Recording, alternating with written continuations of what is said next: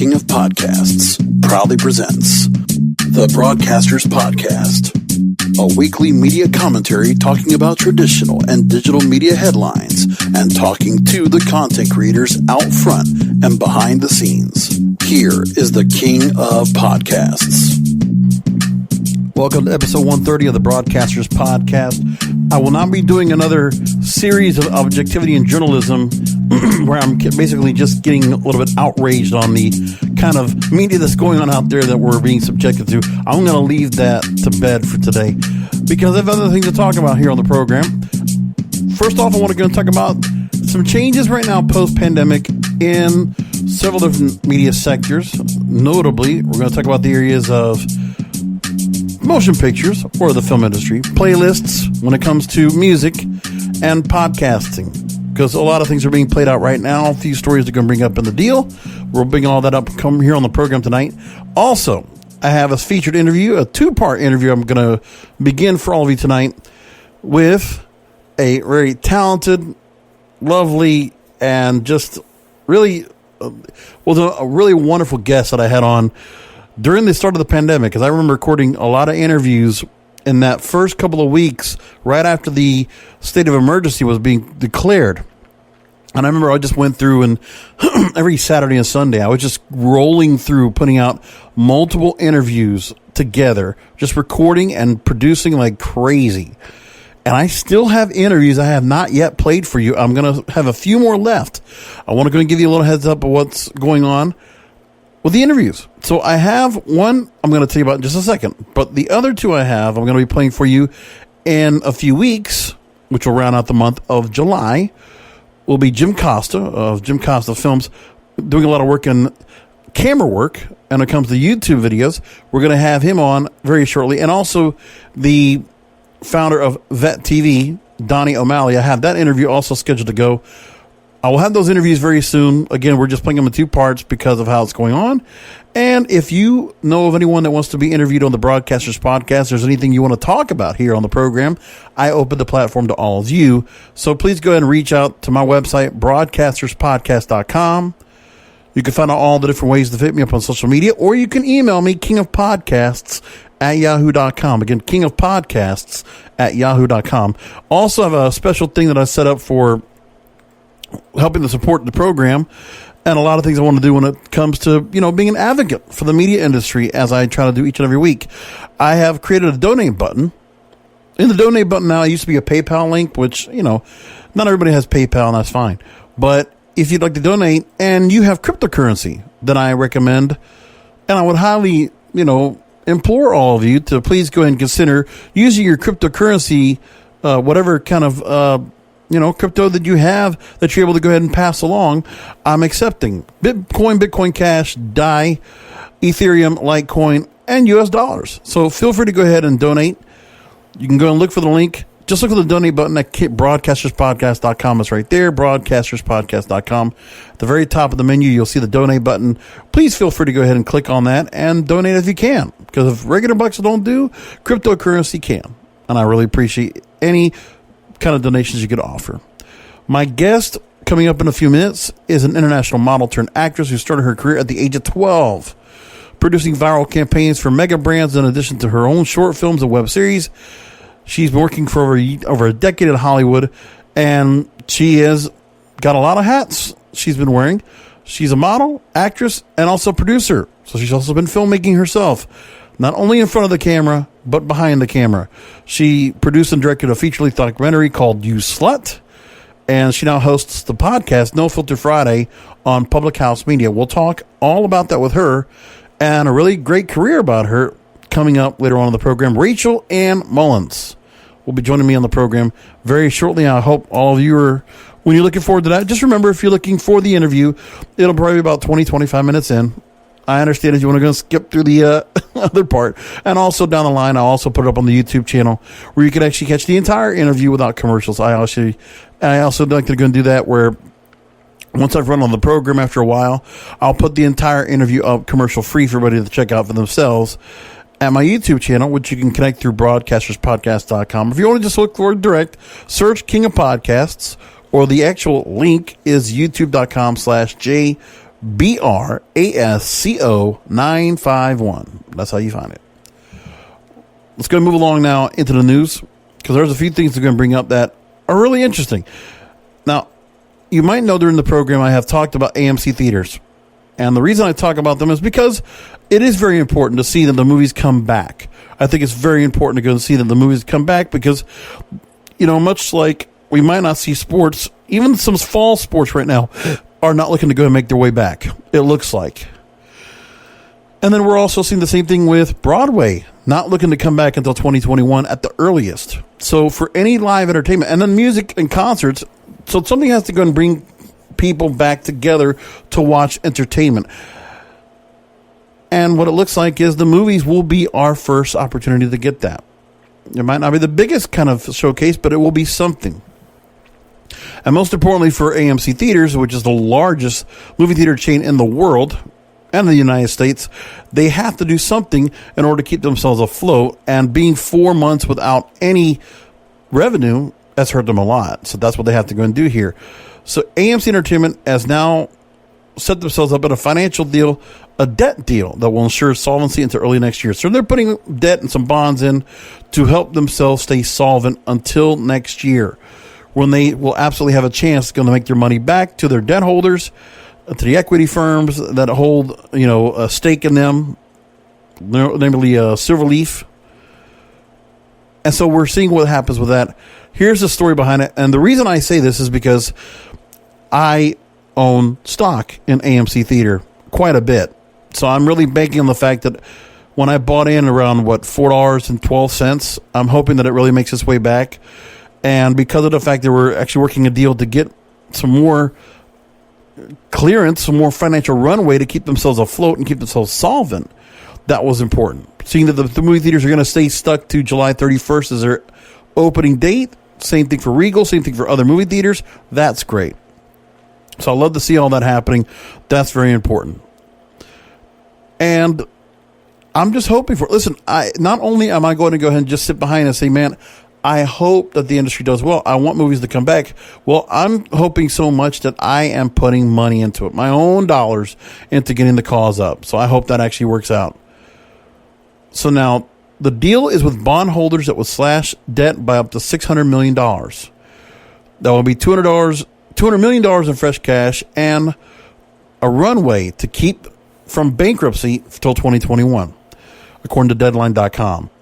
So a $500 million bond sale in April was kicked in when the economy had the issue, and that would allow AMC to be funded through November. Well, now the company, after 4 months of no revenue since they shut down in March, they're opening on July 30th, even as cases are spiking in states across the country, and the summer release schedule has been shuffled several times.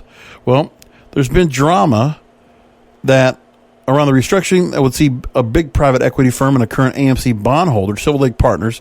Private equity basically is vultures. If you've heard me talk about iHeartMedia on all these programs, you know exactly what I'm talking about. So now, there have been negotiations that have resulted in AMC extending the deadline for a subordinated debt exchange several times. That exchange, key to the restructuring, is calling for existing holders of bonds or subordinated bonds, which are traded as low as 20 to 30 cents on the dollar. They're now trading for securities that will be offered at 65 or 72 cents on the dollar. Still, the bondholders are going to take a hit. But the thing is, listen, if AMC Theaters went for broke, then all those theaters, which are bought and paid for, and all the property within it, can be sold off. So private equity means, listen, they can either make money with the company as it profits, or they'll make money by tearing it apart, like vultures. That's why I basically call them that. So the exchange will lower AMC's overall debt, which already has $5.8 billion, and its debt repayment obligations. Because now the debt, or the payment of the loan from Silver Lake, will now be at 2026 as opposed to 2024. Now, one of the other interesting stories in here is that as AMC and other theater operators are struggling with this pandemic, their stocks have all been hit, which many are. And one of the stories that came out, which was very interesting, was a Bank of America securities analyst. He brought up the idea, and publicly wrote about it, that maybe Amazon or Netflix might make sense to buy out a theater chain. And one of those has been AMC Theaters. That's what's been talked about with AMC and Amazon buying out AMC Theaters. That was brought up. But the truth is that won't be because of the fact that, it's still too much money for them to go and put in to try to make any money back. Like Amazon wouldn't buy it unless it's a really cheap price for Jeff Bezos, which it's not. And that's the one thing that goes on here. I don't think they're going to be able to find a way to make that work. So it's just cost too much money now to do that. Plus, if they have other people bringing in money, then AMC wants to keep themselves without being bought out. They want to they want to be able to make their turnaround themselves. So I can appreciate where they're going with that. After all the time they've taken to rebuild all their locations, to add the red leather seats, to, improve their whole concession, their whole experience in movie theaters in general. They put a lot of money in getting all their stuff done, which is good. So I can appreciate that. So there's one aspect of everything out there. The other one I have is in the world of podcasting. I want to bring that up next. So Forbes wrote out an article a couple days ago about how Stitcher, which is a very popular podcasting app, Broadcasters Podcast is on it, does pretty well on there. Stitcher might be acquired. And the idea would be that SiriusXM, because they're trying to go and compete with buying Pandora and with with what they're trying to do, they were even trying to buy iHeartMedia, or the parent company was trying to buy it. SiriusXM wants to be able to have multimedia set up for audio. So if they can get music streaming and podcasting and satellite, they could have a battle up against Apple and Spotify to get up in the podcasting world. That's what they want to try to do. That's an idea. So Bill Rosenblatt, he says that SiriusXM is reportedly close to a deal to acquire Stitcher from EW Scripps for a price reported to be about $300 million, according to Wall Street Journal. Deal is yet another sign that podcasting is growing in commercial importance and that digital media giants like Apple and Spotify are vying to dominate it. Now, in the story, Stitcher was a startup in the late 2000s, focusing on podcast discovery, and that the users would get recommendations for new podcasts to listen to, and was positioned as the Pandora for podcasts. Then Stitcher itself would buy Deezer. It was a Paris-based music streaming service that has been in the shadow of Spotify. And then Deezer brought Stitcher in 2014 and sold it less than 2 years later to EW Scripps, which Scripps does a lot of things when it comes to their own podcasting company they already acquired called Midroll, which already had a number of different podcasts of its own, a podcast network. So EW Scripps is acquired by Stitcher, or Stitcher is acquired by them. They acquired Midroll, so they got content, they got a platform, and now they're going to be able to sell it off to SiriusXM for a bigger price. So again, we're getting the deregulation of podcasting. Now this, I would think, still gives me a little bit of cause for concern, but unlike podcasting, you don't have airwaves that can be just occupied by everybody, and then the fact of the matter is there is a pay structure for podcasters to get out there. No, because Spotify already made the point for podcasters to get free podcasts out there with Anchor.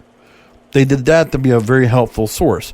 Plus, there's a lot of very reasonably priced, very affordable podcasting services for anybody to put a podcast out there, which is great. So, unlike how radio went the same route of deregulation and all this buying up, podcasting's now doing that in 2020 under the guise of the pandemic because nobody's paying attention to it. The fact that Kim Kardashian or Joe Rogan or Bill Simmons all have big podcasting deals under the guise of Spotify. Can they really afford it?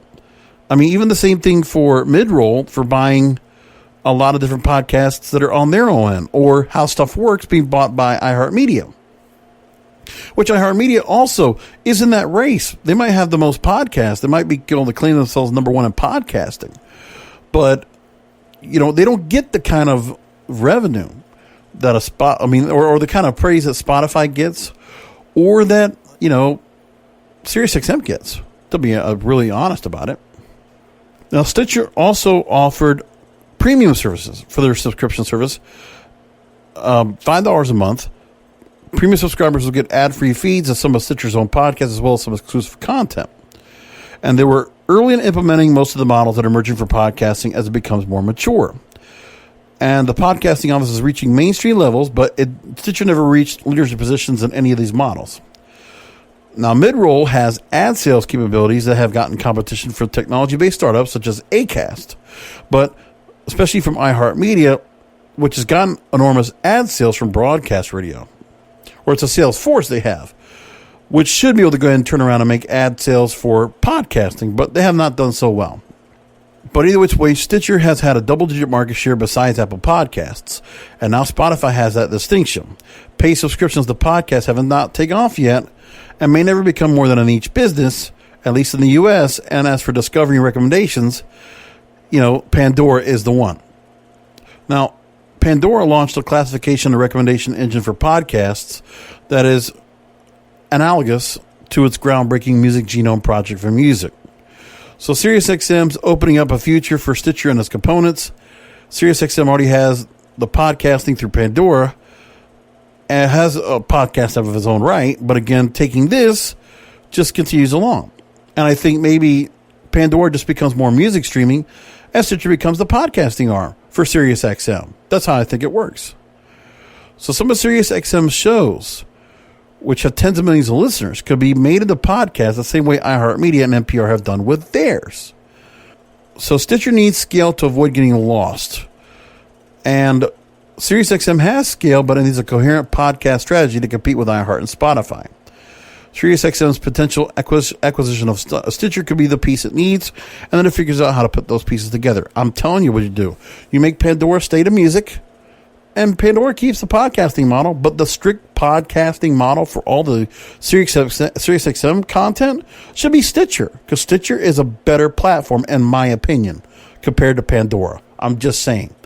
I'm not a big fan of Apple Podcasts, and I really do like Google Podcasts for their app, but they're not the ones trying to put out content themselves. They're just aggregating it and making it searchable and very easy to go and grab.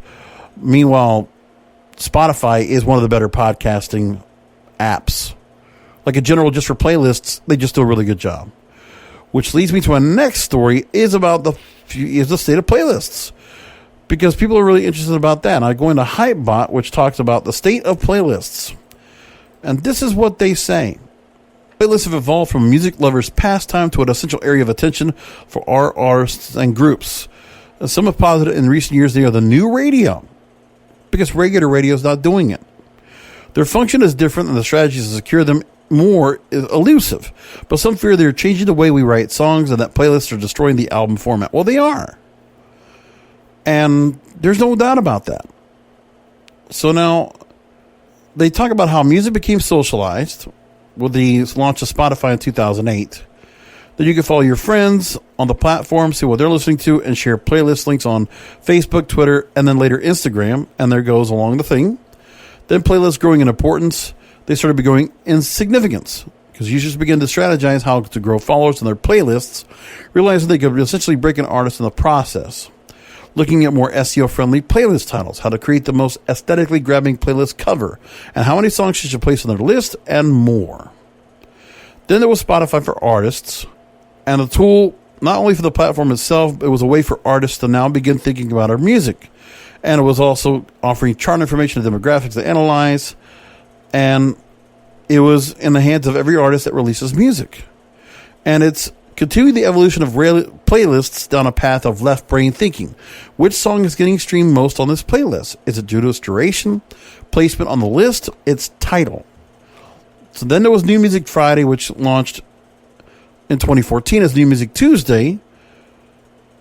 And it has sustained because of charts, tradition, and you guessed it, streaming.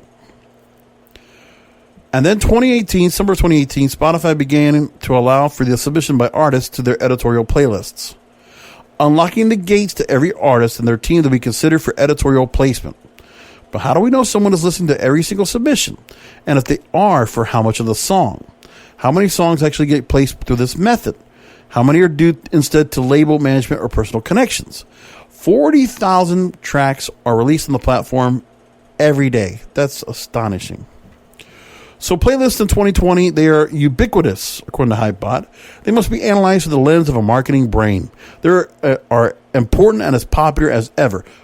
Wasn't that what radio used to be? Remember how important that was? Record labels think TikTok, Instagram, Twitter, Facebook, and other social media platforms are very important. And that music streaming sources like Spotify and Apple are very important for monetization, for marketing, for airplay, period. Radio is completely secondary. And the likes of Spotify and Apple get it. Now, some of the things they talk about that, how should artists prioritize? They recommend considering investing in a playlist promotion company.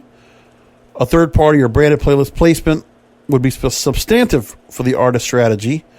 Important to stabilize numbers on Spotify for instigating discovery by producers, managers, labels, and fans, and for overall legitimacy.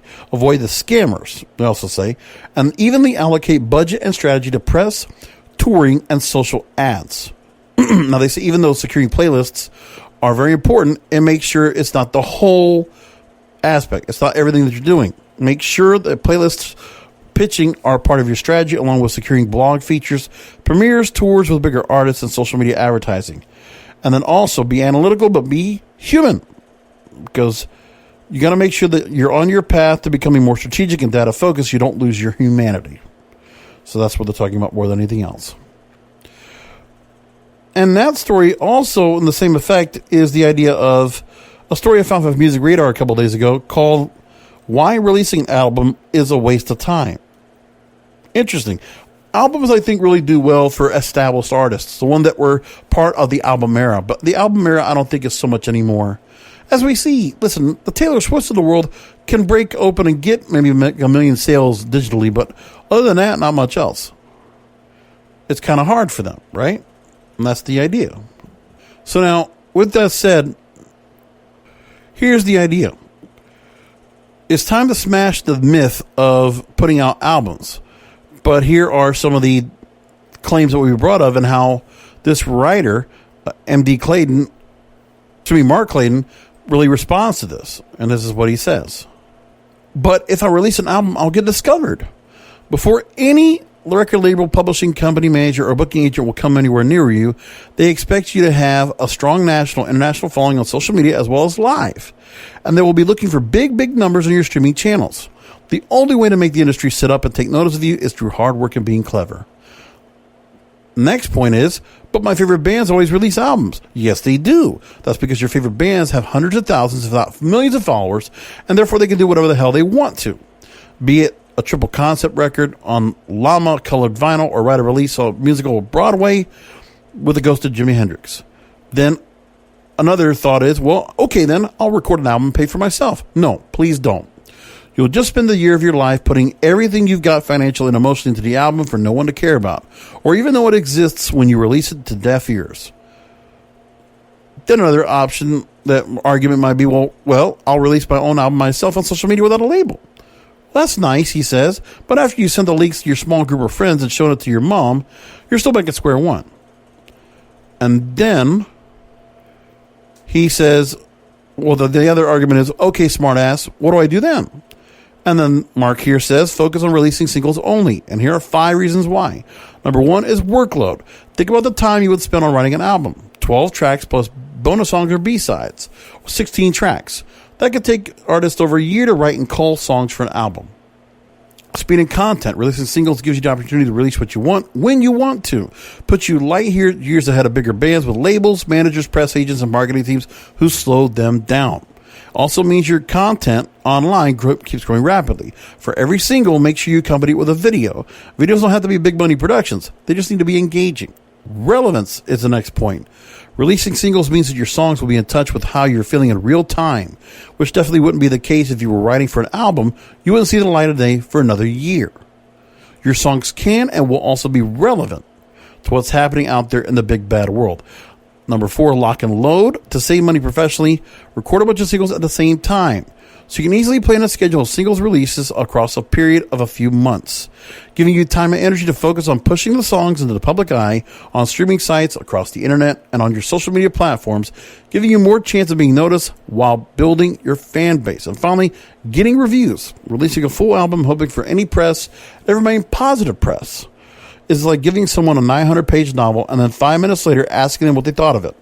It's already hard enough to hear people when they're doing movies to write out screenplays.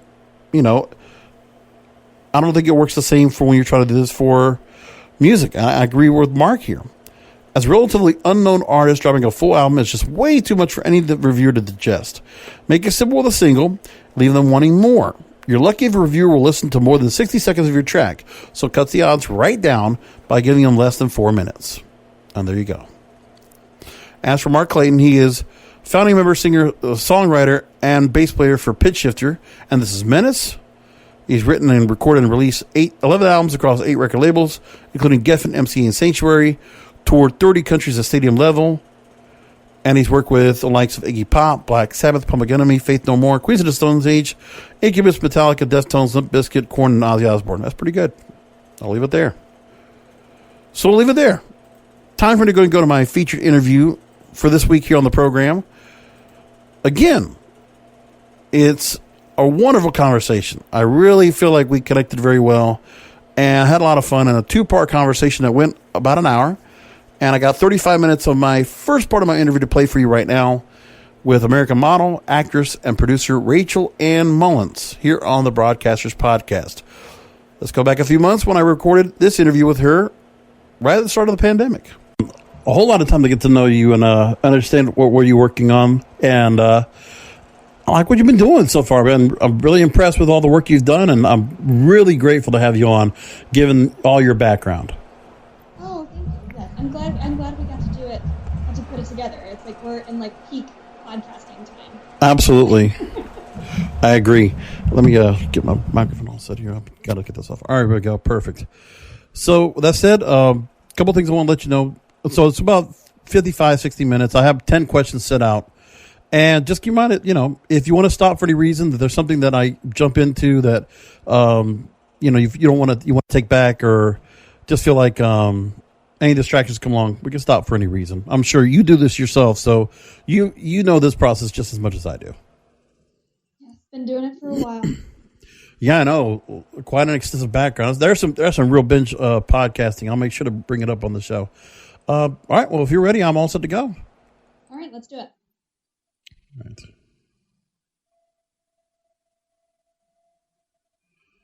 So here on the Broadcasters Podcast, there have been several issues I've talked about when it comes to Hollywood.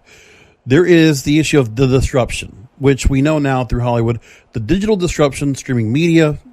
We've seen it through music. We've seen it through the movies. We've seen it all around. Is a major worldwide changing effect. The other one we have as well, besides the pandemic, which when we were recording this program, obviously we were dealing with that, so everybody can chronicle that. Put that in your journal if you still do that.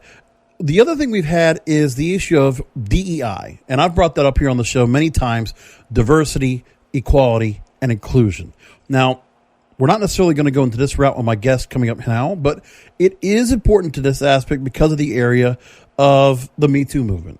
And I'm here with somebody that has really heralded and really been a voice for this movement and has done a lot of work. But obviously, with the background that she has in Hollywood, gives her a great platform. And also, she has a really good platform right now that she's using through the world of podcasting. She's done it through documentaries. Let me go ahead and tell you who our guest is. She is international model, actress, and producer Rachel Mullins. She's an international model turned actress who started her career at the age of 12. Produced viral campaigns for mega brands in addition to short films and web series. She's been living and working in Hollywood for over a decade. Produced and directed a feature-length documentary called YouSlut. And now you host the podcast No Filter Friday on Public House Media. Rachel, thanks for being on the Broadcasters Podcast. Thanks for having me. I'm so glad we got to do this. I'm so glad that we had the opportunity as well. I really, like I said before we got on, really love what you've been doing. Amazing work. Now, there's so much I could talk about when it comes to your career and really do almost the press junket, if you will, the extended one. But I'm going to just do this because of where we're going to go in this conversation. I want to just go and point out, this is a nice little nod. You did an episode of Mavens Do It Better with Heather Johnson. I did, with Heather Newman. Yeah, that was really recent, actually. Episode 62 was a great conversation. I thought you went through a lot of different details, especially what you've done in your career, acting, filmmaking, modeling, all of that. I thought that was a good contextual. It gives you a good idea of everything that is Rachel Mullins. But I want to go and talk into what you've been doing in your work. So, first of all, to give the context of what you've done in Hollywood, you've done a lot of TV work. You were the character Sam on ABC's Happy Endings. You were on Fox TV's The Finder, ABC's Don't Trust the Bee in Apartment 23. I still laugh at that. Fun episode. You were on CSI on CBS New York and a number of streaming series. You make it also, and I heard it on the Mavis Do a Better podcast. Have you been on a number of movie and TV sets? You were on Once Upon a Time in Hollywood, which I love the movie. God bless. Yeah. And you were on Showtime's Black Monday. So great stuff. Talk to me about the direction that your acting career has taken, thanks to when you've had Netflix and Amazon and Hulu versus the rest of what you've been doing in traditional establishment cable and network TV. Well, I mean, okay, so here's a fun story.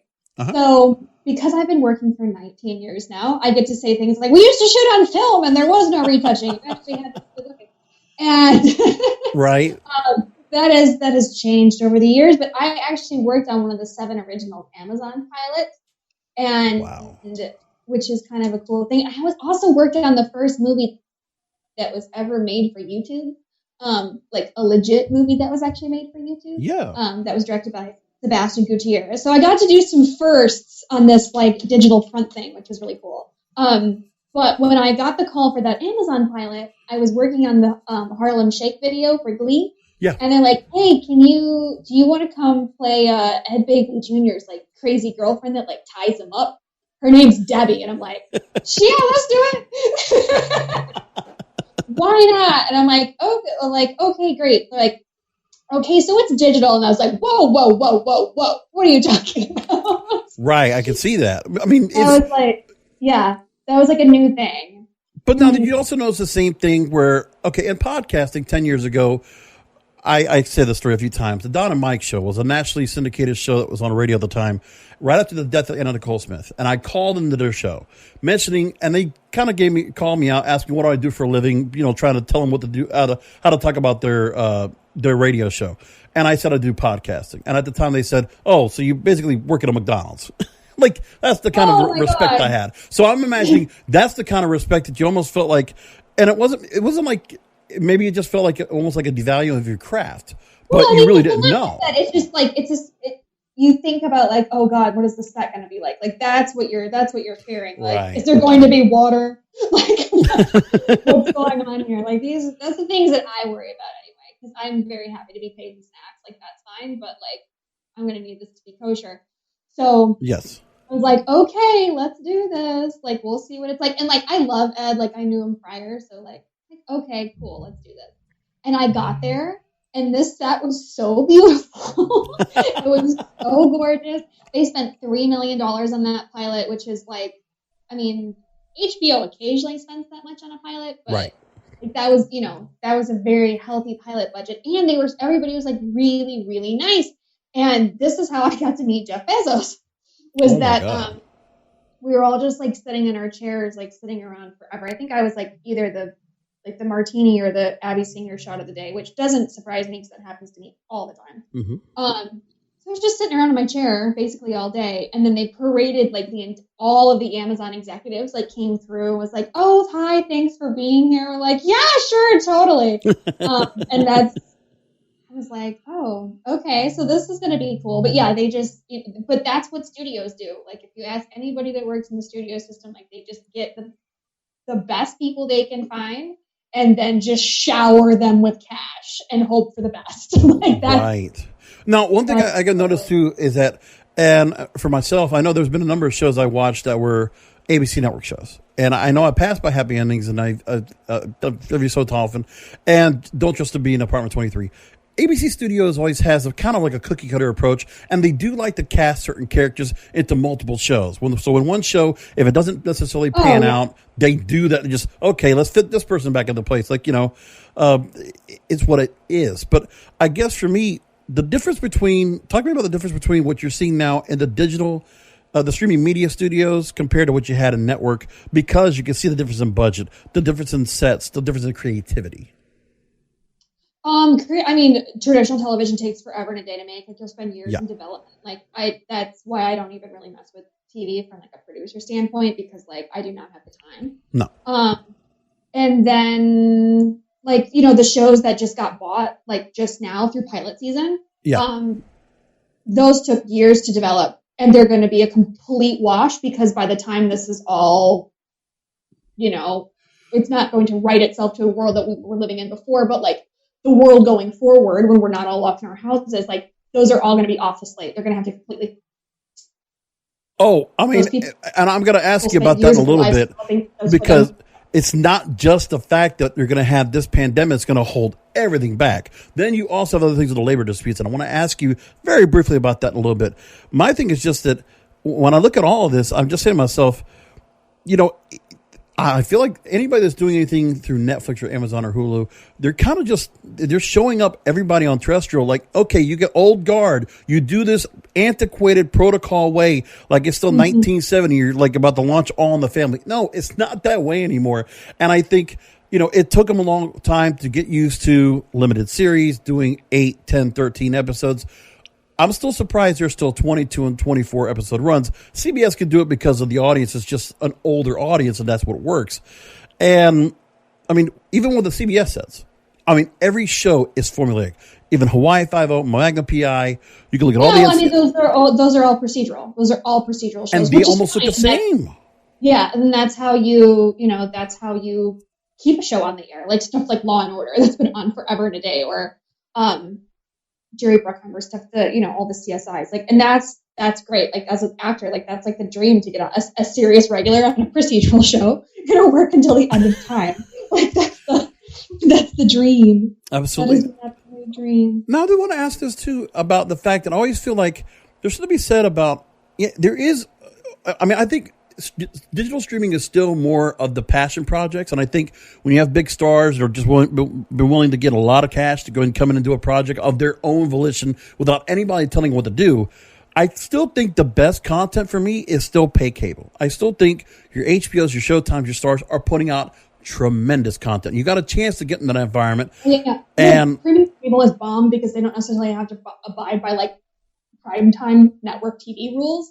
And that's where you can have things like Game of Thrones or Sex and the City.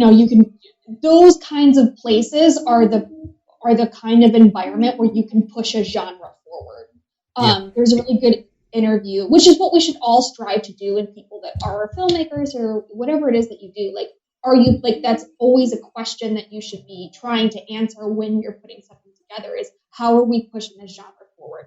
Is this, are we contributing to the genre or are we just, out here flopping around? There's a really great interview with Kim Cattrall when she talked about like going over like the dialogue for the character of Samantha, and that never in the history of television had a woman spoke like that on TV. And she's like, how do I even say this? And she, she obviously figured it out.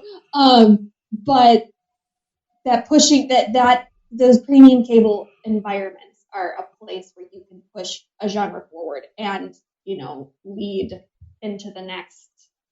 And I don't feel like it's getting I don't feel like the level of content's getting any less, which is the best part. I mean, no, that's wonderful. And that's the great thing about the technology that we're shooting on today between REs and Reds. And like, I just got a new Sigma FP that I'm absolutely in love with. It's the smallest full frame mirrorless camera and it does digital. It does stills and I can shoot cinema DNG file on it and raw. Like it's so beautiful. Wow. But it's so amazing and gorgeous.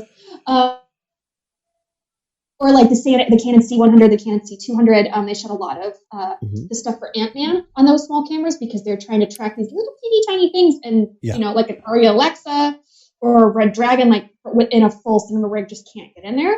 Right. So it is this upswing in technology in the production side. Or I could go on and on and on all day about like tentacle boxes and like the advancements that's made for sound. And you can do this really small thing and make it look amazing. Now, I will say one thing, and that comes for every project, no matter what. I've talked to sound engineers about this as well. I talked to the sound engineers that did Blade Runner 2042. And I just said, listen, please, sound. God bless. Some of these people, they just don't get the sound right on a lot of these shows. And it's really, really easy to biff it. It's something, and like the sound department just gets kind of pushed into corner, and they're just there under their headphones, and like people kind of forget about them. But like as a director, like that's like my main people that I'm like your main people that you're talking to is your script supervisor, your DP, and your sound guy. Like you should be moving as a unit. Like, absolutely. I mean, yeah, you're making you're making content for studio for surround sound, but here, okay, only so much Foley, more dialogue, please. Just get the mics on them. Come on, get the boom mic on there. So, with that said, and honestly, for me, Showtime and HBO have been across the board, but Showtime, honestly, everything from Homeland to Billions to Ray Donovan to Shameless. I mean, just I worked on Ray Donovan. John Boyd adopted me. It was great. Oh my God. That must have been a great show. And I mean, and I'm glad they're getting their final season. I was a little bit upset that we're not going to do that. I just feel like that show kind of jumped the shark when they moved over. It's like Nip Tuck. I feel like it's exactly the same scenario. But I believe it's a lot of the same people. It's a very close aesthetic. Yeah, no, and honestly, what is it? Ann Biederman, who did executive produces the series. I love Southland. So like when I followed along, I was like, oh yeah. And then Lee Schreiber won me over. And John Voight, great character. My God, I love that show. I love John so much. I've been working on John for years because I would see him at like events and stuff. And he was always so nice to me. The first day that I met him, I had to give this like very short talk about just my own personal opinions on things. And he came over to me. He's like, this is before Ray Donovan, which is how we got derailed. But he came over to me and he's like, you know what? I'm thinking about doing this college speaking tour. You should come with me. And I melted. And I was like, oh my God. Wow. Yeah. So we've been texting for like years, working on this. And then when I worked on Ray Donovan, he's like, "Oh my God, you're here! Hey, what's up?"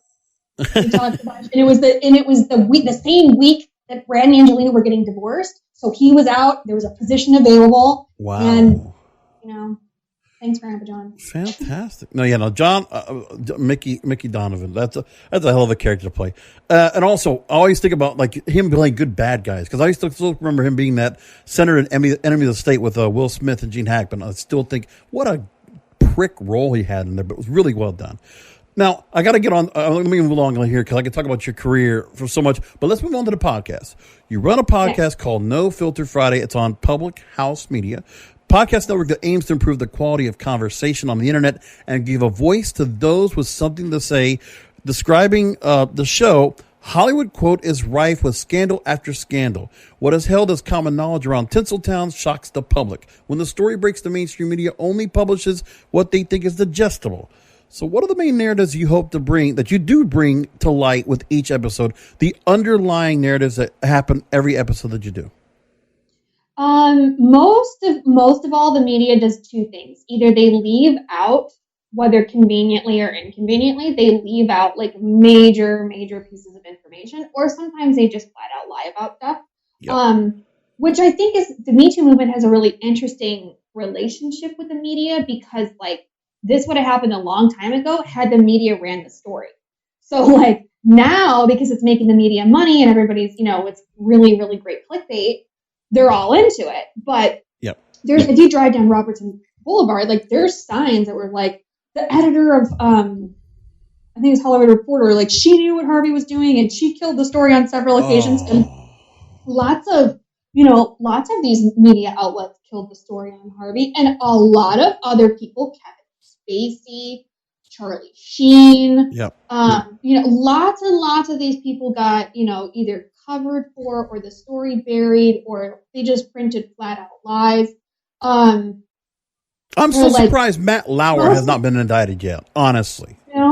He's kicking around. He's got, or like, I know another guy on Twitter that was assaulted by like a male news broadcaster. And he's still, like, this guy's still working. Like, he's having the hardest time ever, like, being a silence breaker on this guy because it's two guys. Yeah. And, like, that's just not, it's just not a sexy narrative that the media really wants to play with. No, and I appreciate you doing the podcast because I know you've brought on some some filmmakers and others been doing their own documentaries of their own. I saw that, and just some of the commentary. I'm 100% with you on the media itself, and this is the problem is because there is, and I've railed on this program a lot because of the fact the news media in general.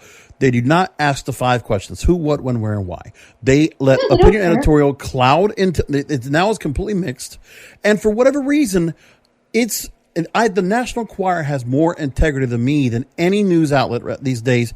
All your digital media outlets. You're not the first person in my life that said that. I'm embarrassed. I studied to be a journalist. I'm embarrassed of this industry right now. And there are still good reporters out there. I must preface that. But it does bother me that I don't see proper reporting. Even right now with this pandemic, there's so much misinformation and everything that comes down to whatever particular stories. It is on a political narrative, or it's just a narrative where, okay, let's just take somebody down that's very powerful. But, there's justification for several cases. I mean, you only see times where, okay, somebody gets tumbled down, a Bill Cosby, a Harvey Weinstein, justifiably so. After so much rampant abuse. Hundreds of people. Right. At what point do you justify enough? And how many people have to know the hidden secret before it finally comes out? We need this to break. And this is why I think, internally, in terms of government, and I think just all across, there's an establishment type of thinking, and it's got to get shattered. I think grassroots thinking, and really that's what affects Hollywood. That's what affects Washington, D.C. in general. I think it's all, and New York City. I mean, feel however you want about like the current coronavirus, but like, it should be shocking and appalling to everyone how much the media has controlled the minds of the entire world. It's incredible. They don't talk about anything in Europe. They don't even talk about China, rarely, where it all began and started. Nothing is said. And honestly, nothing at all. Honestly, the only thing the media is good for at all, and which, they're doing what they want to do. It's their narrative. You can turn it off. And that's fine. Okay, that's how we could justify that. And I have. I will not watch. The only thing I want to watch is I'll watch C-SPAN. I'll watch briefings. I'll watch, local briefings, but I can find it online. I don't need anybody else to be the opinionators or the pundits that'll tell me what I'm looking at a briefing. I can look at it myself and know what's going on. Yeah. Just let me see the broadcast and I will make my own opinions. Thank you. Like I got a couple hours to kill. I can watch it on my phone. I don't need to go in and watch you anymore. You're irrelevant. And that goes for even the entertainment media where, the thing is, too, it's a corporatization. When what is it, Hollywood Reporter, Billboard, Variety, and Deadline are all basically owned by the same company anyway. Like these corporate conglomerates, they decide, okay, we just need to get all these outlets to monetize. We don't give a shit about what the content really is. Maybe there's some integrity within the newsroom. Maybe there's some people that really do good stuff, and thank you for doing that. But ultimately, the real top CEOs, the real the pencil pushers, they're the ones that are pushing this around, and it's not doing anything for the good of the public and also for Hollywood. I mean, they don't want to talk about the labor union problems, all these things that are going on. But I'm going to get back to Me Too real quick. So I want to ask you about this because we have seen the ramifications of the Me Too movement. It created a lot. Harvey Weinstein is at the pinnacle of it, the tip of the spear. October 2018, New York Times wrote, #MeToo brought down 201 powerful 201 powerful men. Nearly half of the replacements are women. Now, in this story, they say this. Let me take this out of this passage real quick. Quote, a year later, even as the Me Too movement meets a crackling backlash, it's possible to take some stock of how the Harvey Weinstein case has changed the corridors of power. The analysis of the New York Times found that since their expose, followed by a New Yorker investigation, the Ronan Farrow story, at least 200 prominent men have lost their jobs. Few, including Mr. Weinstein, faced criminal charges. 920 people came forward to say that one of these men subjected them to sexual 920 people. That's ridiculous. So now we're seeing this replacement by women. Now, what do you think, Rachel, about this correction? And do you think this, I can justify where I talked about diversity, equality, inclusion, where this is the case where it happens here. This is where you shake the system up and you bring people that perform. But I don't think it necessarily needs to be where it's just like, okay, we want to just completely change the course that, no man should be holding these positions. It should be just the right people. But this, for the good of any industry, we need diversity, equality, inclusion. What do you think? Yeah. Well, first of all, I think that kind of number of like these women replace them is like kind of overreaching. Like, who are they? Because like there's no female version of Harvey Weinstein. Like, he's his own enigma. And I also like for other industries, like maybe not, but like for entertainment, especially, like your aesthetic or what you do or like your personal brand of things like is unique to you. Like that's why we'll never have a different Michael Bay or a different Steven Spielberg or any of these people, because that's unique to them. Like you can't just be like, okay, all that, like if you took a movie and Steven Spielberg was the head and, you know, Kathleen Kennedy's producing and like all the way down the line, like all those people that they use all the time. Yep. If you just took Spielberg out and replaced him with Ava DuVernay or, you know, we'll go even closer. Catherine Bigelow. Like, we'll go even closer, as close as we can. Yeah. It's still going to be a different thing. So it's not, in that sense, it's not like replacing them, because that's not really possible. You're shifting it to a different situation. And I think a lot of it is like a safety thing too. Like I've gotten quite a few clients, or I shouldn't say clients, I should say collaborators, that have come to me like, hey, I want to do this thing, I want to do this web series, I want to do this music video, blah, blah, blah, blah, blah, that are women. And it's a lot easier for them to come to me because I can give them what they want and I can do the thing for them.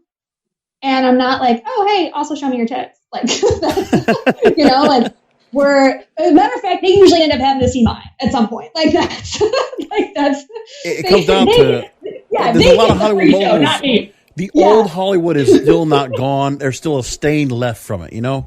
Really? I always think about Robert Evans, right? The kid stays in the picture. And I think about who just recently passed away. I know.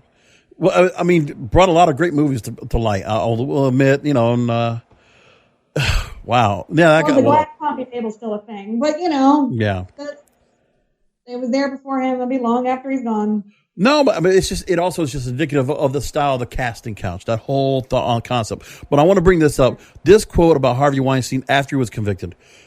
This was great. Sharon Waxman in The Wrap. She writes this. The convicted mogul, this is like an obituary for Harvey Weinstein. The convicted mogul whose reign of power over the entertainment industry lasted for 3 decades, who was once synonymous with quality filmmaking and winning Academy Awards, now becomes an everlasting symbol of the worst behavior toward women chronicled in the annals of modern entertainment. I would not want to be that. And not even my worst enemy would want to have that kind of tag. But let me ask you. But I think they left out the men, because anybody who's ever worked for Harvey or Bob Weinstein will tell you that they're absolute pieces of garbage. Like, you know, casting couch or not. Like, working with them in any capacity was always terrible for everyone, which is why I always compare it to like the Brutus and Caesar situation. Mm-hmm. As soon as that one first person finally got that knife in Harvey, everybody was like, we should all just totally stab Caesar. Like they went full Gretchen Wieners and, you know, just everybody went for him. He made himself such an easy takedown because he's never been nice or kind to anyone a day in his life. He's always screaming at people, anybody from Miramax, Dimension, the Weinstein Company, anybody who's ever worked there, from the mailroom to the, you know, C-suite, doesn't matter. They will all tell you that he was horrible, as was Bob, but Bob just kind of got slid out of the situation. Yeah. And that's why I always call Harvey the sacrificial lamb, because most of the time what he was doing was with adults, save for Kate Beckinsale and a few other people. Yeah. But like he's the sacrificial lamb with the entire Me Too movement, because what's about to come out is way, way, way disgustinger. Like, had we not had this Harvey situation with a conviction and this, that, and the other thing, and Bill Cosby to an extent as well, Corey Feldman couldn't have talked about Charlie Sheen raping Corey Haim. Not publicly. No. Him and I have talked about it in his fucking house, and you know, but like not publicly, you know, not. So this is so it's funny. Him and I were texting the other day about like divine timing and like how this is all playing out and how beautiful it is. But it's, you know, all of these things in like the media. That is one thing. I'm not going to say that they got right, but like I understand the method to the madness of like, okay, let's do the easy one first, the digestible one first, and then we'll get down into the gross, disgusting underbelly that is the rampant pedophilia in this town. Oh my God, I could exactly right. It's unfortunate that they just, again, okay, we have to give somebody up. Here we go, and just and didn't nobody like him anyway? Take him, right? You know? Exactly. But the thing is, I mean, it's never going to get completely cured, I would imagine. I would hope it will, but I think a good purge is what really needs to happen in certain environments, because this is becoming, I mean, it's just, and for the most important thing, it's a power grab. Harvey Weinstein, I mean, whatever a piece of shit you are, you couldn't have gone like every other person, like any other like celebrity. Okay, if you want to go find somebody that's just some starlet that is starving to go ahead and do something with you and feels like, okay, if they're willing to go ahead and consent is the word. But that never even came across. And it was so far past that of anything. I mean, the wife, any of his family members, any people that were around him that donated to him and supported him, the guilt trip that you have on yourselves, how you let this go along. And then for Bill Cosby, the same thing. How did you let this go on for decades upon decades? I don't know. I talked to Janice Dickinson about it. And it was just like a thing. Yeah. It was like a thing that happened. I don't know. I'm not really, I guess I'm kind of naive to power structure. I guess. I don't know. There's things wrong with me. But like, well, that's why I'm against the corporate structure. I mean, my thing is the broadcasters podcast. I'm fighting for the content creators. I'm fighting for the people that is the talent, the people behind the scenes. That's my. I mean, I'm on a soapbox here for this. What a antiquated. Well, I mean, it's a soapbox that needs to be stood on 24 hours a day, apparently, because there's still a faction of the population that's not getting it. They're still not getting it, and we will hammer home until they do it.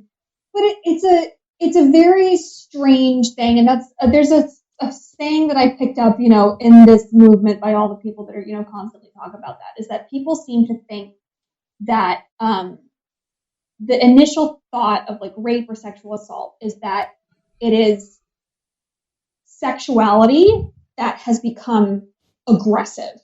And it's not. It's the opposite. It's aggression that became sexualized. Correct. I like the way you put that. Aggression first, and it just manifested in a sexual nature. I agree with that. I agree with that. Sucks, but that's the truth of the situation. It was aggression first, not sexuality. Now, Rachel, you're doing your part. Well, the thing is, you're doing your part, and you're able to go ahead and have the voice that you have. You can talk to people. I mean, actors and actresses, producers, directors, a lot of people in Hollywood. You have the connections. You go to the premieres. You get on the red carpet. I guess the one thing is, I know it's like even with politics. Like if you don't follow a certain kind of path, then it's like the connections you have can only be there. And I can understand it's just a double-edged sword, and it's got to be tough sometimes to kind of teetotal everything you have to go and do in Hollywood to continue to have what you're able to go and do in Hollywood in terms of being successful. Now, what else do you think could happen that you think should be happening to curb the abuse of the casting couch and sexual harassment in general? Like, what else do you think could be done? Do you think there's some kind of a commission that should be, or any kind of a policing of themselves? Because I think a lot of it is policing of themselves, because this is what I always say, and this is what I kind of started back in my documentary, is that like when you go out and do these things to someone, like you're just admitting that you're trash.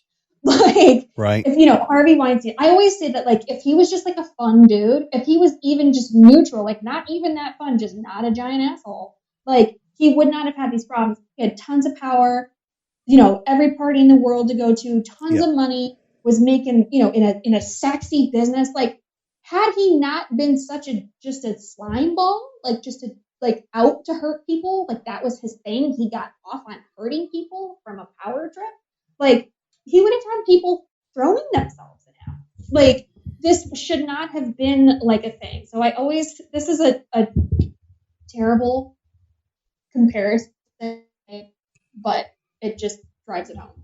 So a few years ago, there was a military coup in Turkey. And they had rounded, the coup didn't really work out how they were planning, and they had rounded up these, the resistance, so to speak. Yeah. And they threw them in jail, and they were using like state-sponsored rape as like a prison punishment. And I'm like, who signs up for this? Who's like, what is the hiring process like for that? Like, do you have to show your dick and be like, it's ruined lives, it's terrible, I'm going to be great at this job? Like, or was there like a nomination committee? Like, my dick is bad, but Yosef, his dick is terrible. It's the worst. They'll never sleep again. Like, how do you get this job? How? Like, what? what do you have to do? What's the application process like? So it's like, my comparison is like, if nobody wants it and you have to force it on somebody, that should, like, don't do that, because then you're just admitting that it's awful and no one wants it. Like, just keep it at home. Like, don't go out parading like it's terrible, I'm just gonna force it on people. Like, don't do that. It's bad for them. It's also bad for you. Like, it's a societal dynamic too. I mean, honestly, I just think about the fact that, when I read about just like in terms of psychology, I mean, just for men, I just don't understand where sometimes, and I can't say for all men, but it is one thing where it is more than men. And I'm not trying to be like some male feminist or anything like that. Okay. Just saying the fact is fact. Is that just some women? Statistical facts. Right. It's just that some men don't know what they're doing with women. They don't know what they're doing. They don't get it. And you're allowed so much room to fail and to make mistakes. And it just, the kind of people that are in society, whether they are like Turkish dictators or Hollywood producers and moguls, like the kind of people that just attain power. And by the way, power doth corrupt on both sides of the aisle. Let's just say that too. But the thing is, absolutely, this kind of abuse is just, it's sickening. And I just don't get sex crimes. I don't get that part. And, it's, let me move along real quick. I got more to say about it, but yeah, because if I say, I don't want to say something out of turn, because I could just go on and just blow it if I could just spout off scorched earth if I want to do that. Come on back next week for part 2 of my interview with Rachel Ann Mullins here on the Broadcasters Podcast. Thank you all for listening in for another great program tonight. I really appreciate all of you checking in. Please spread the word of the program. This is not one of those that's like super popular that, if you're in the industry, or other people that are in the industry, that they would probably be interested in hearing what I have to say on the program, or there's other things that we should be talking about. It's about behind the scenes here and in front of the camera. Like, I'm talking to content creators, and I hope all of you will appreciate all the work I try to put in to talk about this, because I care about music, movies, TV, and radio. I care about our entertainment, our news, and the industry itself. I care about what's going on, that Hollywood gets better, and the cultural, social, and corporate issues that we deal with every day as an industry, in media in general, and broadcasting, and filmmaking, whatever it is you might do, that I care. And that's why I do this show every week. And I'm not worried about so much about getting like a major audience, and that's okay. I just hope those of you that do listen to this show, I hope you appreciate the effort, and I really put my heart into it. So thank you for listening in. Come back for another Broadcasters Podcast. And remember, till next week, content is king, and the control of your content is in your hands. Thank you for listening to the Broadcasters Podcast, presented by BroadcastersPodcast.com and KingofPodcasts.com. The Broadcasters Podcast is brought to you by KingofPodcasts.com/Amazon. If Amazon is good enough for the King of Podcasts, it most certainly is good for you. KingofPodcasts.com/Amazon. And don't forget to check out the King of Podcasts wrestling program. The Wrestling is Real podcast, exclusively at KingofPodcasts.com.